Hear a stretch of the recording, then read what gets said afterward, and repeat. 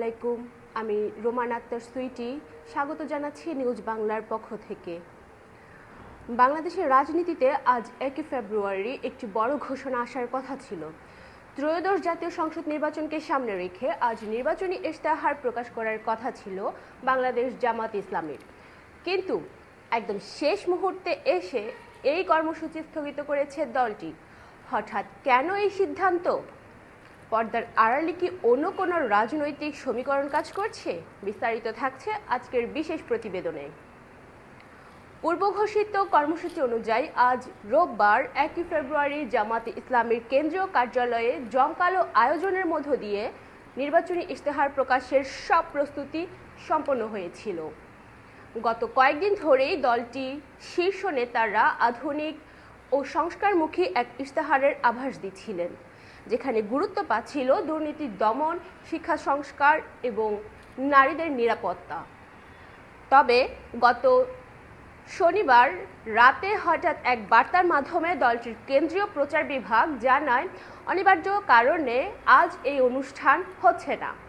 দলটির সহকারী secretary general advocate Ehsanul মাহবুব জুবায়ের গণমাধ্যমকে এই স্থগিতের খবর নিশ্চিত করেছেন।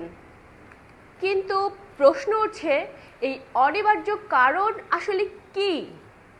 দলীয় সূত্রে পাওয়া তথ্য অনুযায়ী জামাতের আমির ডক্টর শফিকুর রহমানের একটি জরুরি সফরে শেরপুর যাওয়ার কথা রয়েছে। মূলত আমিরের এই আকস্মিক সফরের কারণেই অনুষ্ঠানটি পিছিয়ে দেওয়া হয়েছে। তবে রাজনৈতিক বিশ্লেষকরা এর পেছনে আরও গভীর কারণ দেখছেন।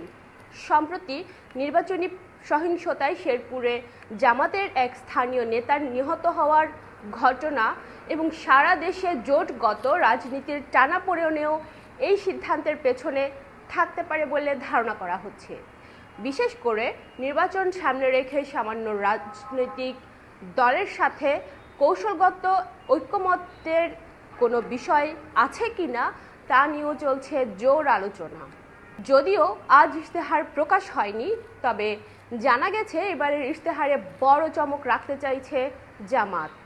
দলের নেতারা জানিয়েছেন তারা প্রথাগত ছক ভেঙে এমন এক ইশতেহার তৈরি করছেন যেখানে জুলাই বিপ্লবের আকাঙ্ক্ষাকে প্রাধান্য দেওয়া হয়েছে, শিক্ষা খাতকে সর্বোচ্চ গুরুত্ব দেওয়া, আমলাতান্ত্রিক জটিলতা বা লাল ফিতার দৌরাত্ম্য কমানো এবং ঘুষের নামে স্পিড মানি বন্ধের মতো কড়া প্রতিশ্রুতি থাকতে পারে এই ইশতেহারে।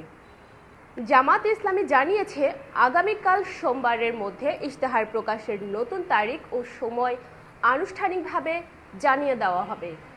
তবে নির্বাচন যত ঘনিয়ে আসছে এমন নাটকীয় স্থগিতাদেশ রাজনৈতিক অঙ্গনে উত্তাপ ছড়াচ্ছে।